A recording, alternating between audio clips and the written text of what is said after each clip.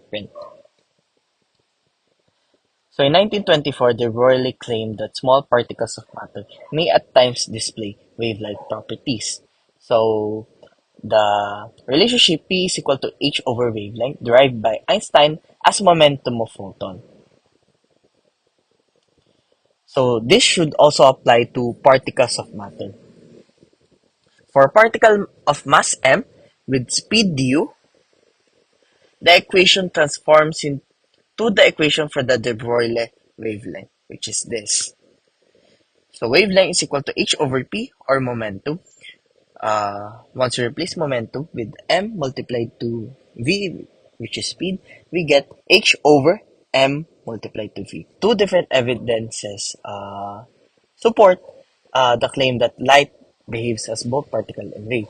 So for the wave nature, the dispersion of light as a spectrum by a prism and the interference of light proves or suggests the wave nature of light.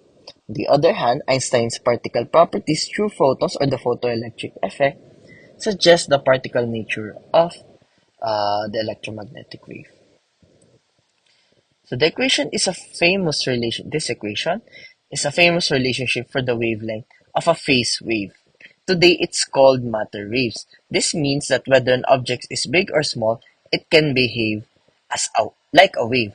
So you calculate the wavelength of a baseball when thrown, but its wavelength is so small that you can observe its wavelength nature.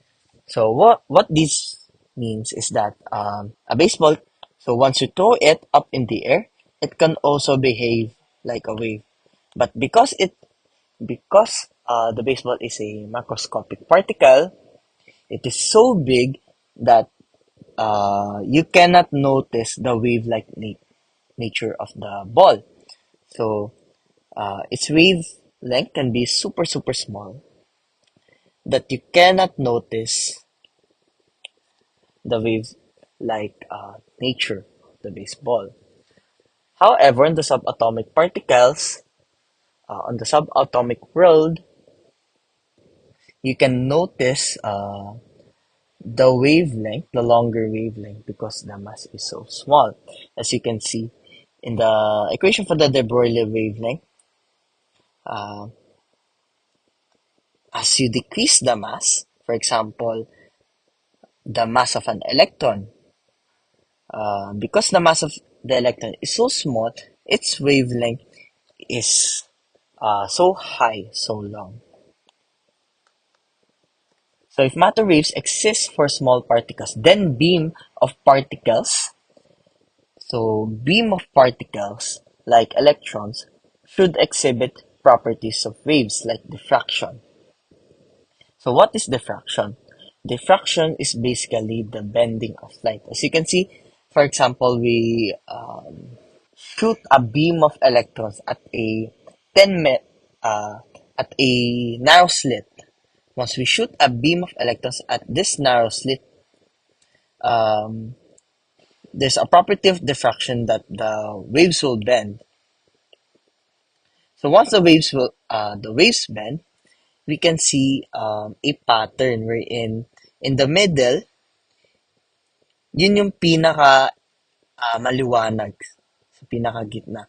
While yung pinaka dulo, yung pinaka least na maliwanag. Okay? So this property is for waves. However, several scientists have showed wave-particle duality through diffraction of a beam of electrons at a thin metal foil, like J.P. Thomson and Davidson. Take note, these are particles, yet they exhibit properties of waves. So, ang sinasabi lang nito, si Thomson and Davidson nag-shoot ng beam of electrons at a tin metal foil. For example, this is the tin metal foil. After shooting those beam of electrons, they exhibited properties of waves, which um, which is diffraction. So again, ano yung diffraction? Nagbe-bend yung wave at syempre akala natin na kapag nag-shoot tayo ng beam of electrons dyan, expectation natin isang spot lang yung magkakaroon ng spot, di ba?